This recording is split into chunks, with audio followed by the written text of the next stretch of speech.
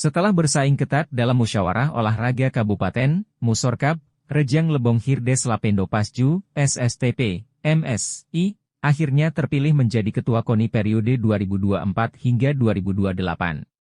Musorkap digelar di ruang pola pukul 9 waktu Indonesia Barat, pukul 14.30 waktu Indonesia Barat Sabtu, 11 Mei 2024.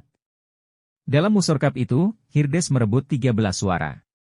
Sedangkan pesaingnya, Putra Mas Wigoro memperoleh 12 suara. Perebutan suara berlangsung ketat. Soalnya, kedua kandidat sempat sama-sama memperoleh 12 suara. Satu surat suara penentu dipercayakan kepada Sanaludin untuk membukanya. Hasilnya, satu suara terakhir itu berhasil mengantarkan Hirdes ke kursi Ketua KONI periode 2024 hingga 2028. Musorkap dibuka Bupati Rejang Lebong, Dr. Handes, Haji Syamsul Effendi, MM dan dihadiri Wabub, Hendra Wahyudiansyah, SH dan Wakil Ketua KONI Provinsi Bengkulu, Dr. Kendes Sanaludin. Serta diikuti 23 pengkap cabang olahraga ditambah 2 suara dari KONI Provinsi dan Ketua KONI Rejang Lebong demisioner. Sehingga total suara sah sebanyak 25 suara. Semula ada 24 pengkap. Tapi, ketika akan dilakukan pemungutan suara, satu pengkap tidak diperkenankan memberikan suara karena SK pengurusnya kedaluarsa, yakni pengkap Perbakin. Sehingga sesuai tata tertib Musorkap, pengkap Perbakin hanya dijadikan peninjau. Ke-23 pengkap yang berhak memberikan suaranya itu diantaranya, Forki, Aquatic, Pasi, PVC, Pobsi, Gapsi, Taekwondo, IPSI, Percasi, PSSI, PBSI, PIMSI, PSTI, FHI, IMI, PLTI, ISI, FFI, Pertina, Perpani, PRSI, dan Perbasi. Kedua kandidat ketua ini, Hirdes dari eksekutif dan Putra Mas dari legislatif merupakan figur yang diharapkan bisa membangun prestasi olahraga ke depan. Jadi, siapapun yang terpilih akan bisa membangun prestasi para atlet. Akan lebih baik jika keduanya berkolaborasi, kata Bupati. Bupati juga berpesan agar ketua terpilih dapat menyalurkan dana hibah untuk pembinaan cabang-cabang olahraga. Sementara Wakil Ketua KONI Provinsi Bengkulu, Sanaludin mengungkapkan, KONI Bengkulu tengah menyiapkan 67 atlet dari 26 cabang olahraga yang akan diturunkan di gelanggang PON Aceh Sumut, 27 September 2024 mendatang. Dari 67 atlet PON yang masih menjalani TC berjalan itu, ada 2 atlet yang berasal dari Rejang Lebong. Yakni, atlet lempar lembing, Egy Putri Pranata dan atlet bola tangan, Putri Intan Permatasari. Kami berharap ketika akan berangkat menuju PON Aceh Sumut ini dapat dilepas Pak Bupati, ujar Sanaludin. Sanaludin juga berharap, pengurus KONI Rejang Lebong terpilih nanti dapat memacu prestasi atlet. Tahun lalu, kontingen Rejang Lebong meraih juara kedua Porprov.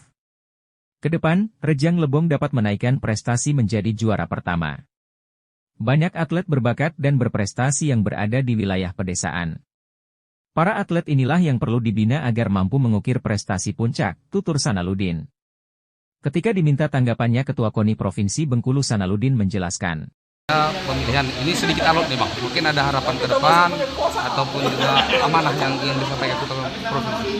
Ya, jadi kalau kita melihat nuansanya begitu, pertama kekeluargaan, kedua memang suasananya alot. Nah, inilah yang kita harapkan. Jadi setelah ini dingin lagi, dingin, dan kita harapkan sesuai dengan arahan Pak Bupati, olahraga Kabupaten Rejang Lebong harus maju.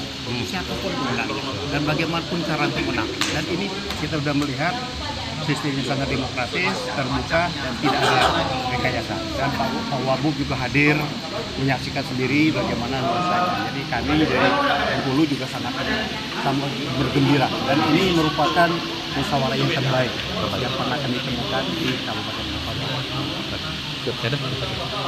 Di lain sisi Ketua KONI yang baru terpilih Hirdes Lapendo Pasju mengatakan. Untuk target ke depan. Yang jelas kita akan pikir menghadapi beberapa event agenda olahraga depan, bahwa di akhir bulan Mei ini nanti ada rakernas yang akan membahas terkait dengan persiapan Forkop di tahun 2025. Seperti atensi dari pihak KONI provinsi pada sambutan yang lalu tadi, yang berharap kalau ada inisiasi dari Rejang Lebong untuk menjadi tuan rumah. Nanti kita akan bicara dengan pihak Pemda, ya, bagaimana kesiapan dan ya koordinasi pihak provinsi, karena kita telah pernah mencoba ya di tahun 2018 kita mencoba menginisiasikan untuk menjadi tuan rumah, namun karena ada hal-hal komunikasi yang belum sempurna di tingkat provinsi Bengkulu, sehingga terkait penganggaran Forkop tahun berkenaan yang kami maksudkan tadi ini masih baru 11 kabupaten yang menjalankan. Kita sudah berkomitmen, sudah itu wujudnya adalah panjat tebing. Itu panjat tebing itu komitmen kita.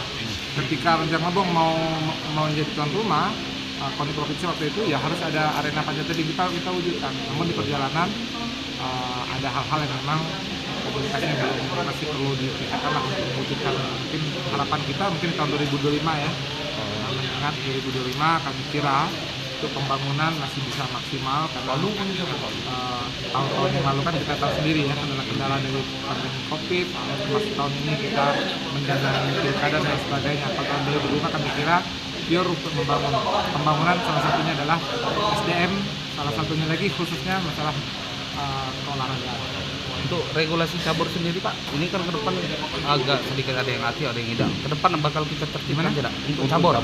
Ya, alhamdulillah ya, momen pelaksanaan Musorkap hari ini ya, kami kira ini menjadi momentum. Kami lihat hampir sudah 80% ya, kepengurusan partai itu sudah hidup kembali. Mungkin ya karena pengumuman pembukaan jaringan pemilihan ketua ini menggugah para pengurus kabupaten memperpanjang ataupun ada beberapa yang ditunjuk sebagai pelaksana tugas untuk mensukseskan. Secara otomatis ya, tertib administrasi kepengurusan itu menjadi aktif kembali dan menjadi dasar hukum ketika kita mau membina. Terkait Dewan Pengawas tadi Kak, ini kan belum ada kita Dewan Pengawas tadi, dalam sambutan tadi Kakak memaparkan Dewan Pengawas bakal dibentuk atau gimana? Ya, kami kira penting ya, sebagai sebuah regulasi yang paling tidak untuk sebagai Dewan Kehormatan ya, Dewan Pengawasan dan sebutannya Dewan Kehormatan, memang di anggaran dasar rumah tangga diatur, dan ini momen untuk ya semacam membantu ketua di dalam menyusun kebijakan, apakah sudah selayaknya cocok atau tidak. Mungkin kalau kita kurang aktif, mungkin ada yang negur gitu kan, untuk Dewan Kehormatan. Jadwal pelantikan sendiri kapan? Kita susun segeranya lah, karena tadi dari pihak KONI provinsi juga sudah berjanji ketika ada usulan dari Rejang Lebong, insyaallah paling lama 2 hari akan diselesaikan. Tapi dalam waktu dekat Insyaallah. Dari tim Media Center Rejang Lebong melaporkan.